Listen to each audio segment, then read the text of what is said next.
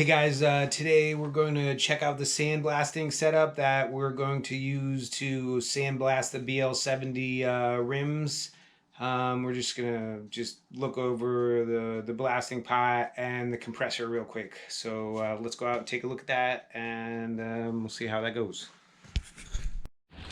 All right, guys, here's the sandblasting setup we're gonna use. This is an old Ruemelin sandblaster. I think it was Ruemelin. Yeah, there's a label on it. And so this is like really basic. So you pour the sand in here. This screen goes on top. You pour it through that screen so no big chunks get in there.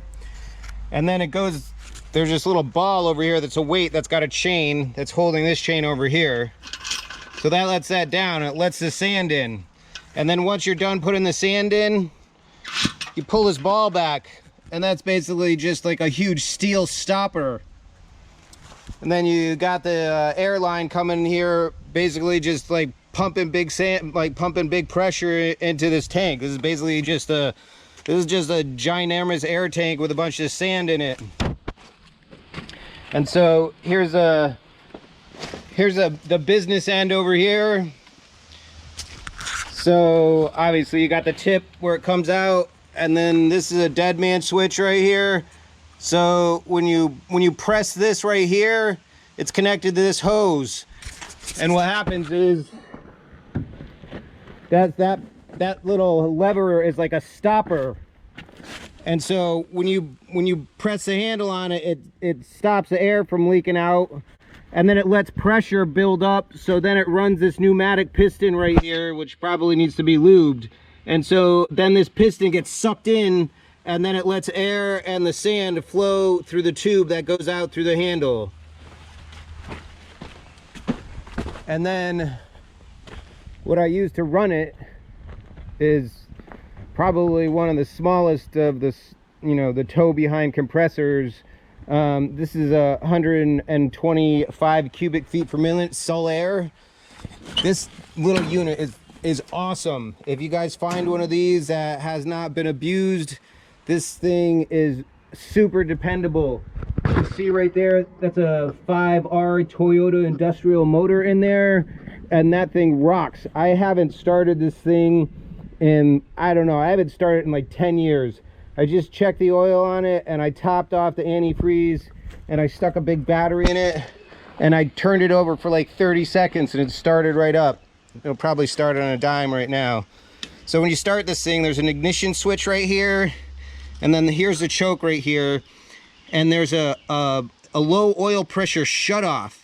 So obviously when it's not started, there's no oil pressure. So this overrides that when you press this button right here.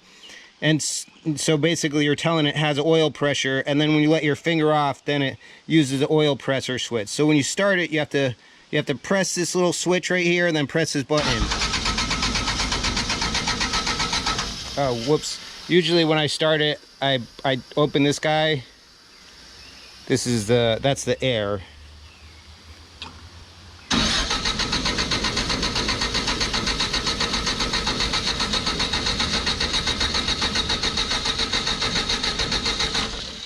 Okay, well, this thing just made a liar out of me. I just started it like 2 seconds ago.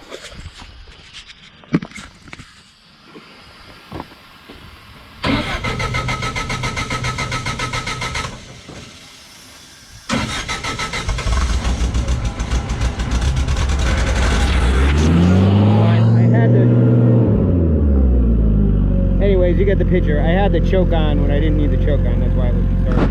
But this thing's got super low hours. It's got 595 hours. So, I mean, that motor is just a great motor. I love that motor. Super low maintenance.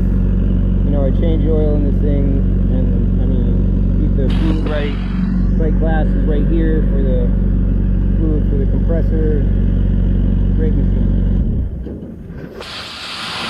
Oh, one more thing I wanted to mention to you guys. Whenever I do this, I try to keep the compressor like kind of farther away from, like, I mean, we got like a walk over here to, to get to this guy.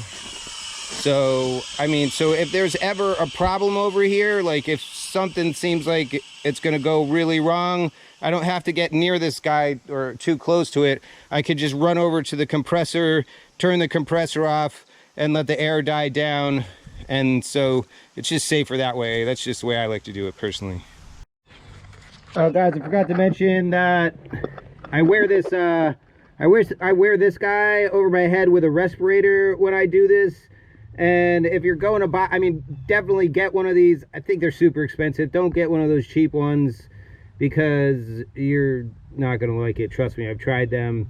And so just bite it and go buy a new one. And that's nice. And I know this one looks beat up, but this is a good one. And I think you'll be a lot happier. And then I always wear gloves. And then here's the little tip that comes on. I just dropped it and chipped it a little, you can see. And one thing I forgot to mention on the machine, this guy right here, you can adjust like how much sand comes out of there. So this adjusts like, yeah, just the sand rate flow. So I think that covers everything on this pretty much on a very broad view. Oh, and then there's this guy right here. Like if this thing gets clogged up, you take this off and you can fit your hand in there. Obviously you're gonna leak it down first, and take this off. You can fit your hand in there and clean that out. When that happens, it's a real you know, yeah, it's not the best part of the job because it really holds things up, because like as soon as you touch this nut, you're like 30 minutes behind already, because it's gonna take you a while to clean it out and then get it all back together and stuff like that.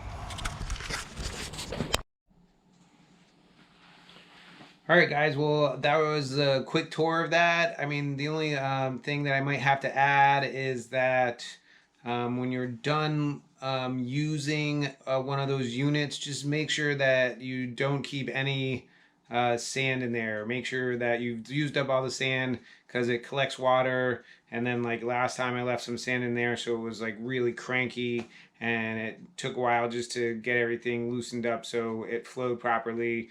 And so then by the time everything got right, then I was basically done with the project. So keep that in mind when you're using a pot like that. Just definitely keep it empty and dry inside, and you'll have better luck using it the next time. And thanks for watching, and we'll catch you guys later. Thanks.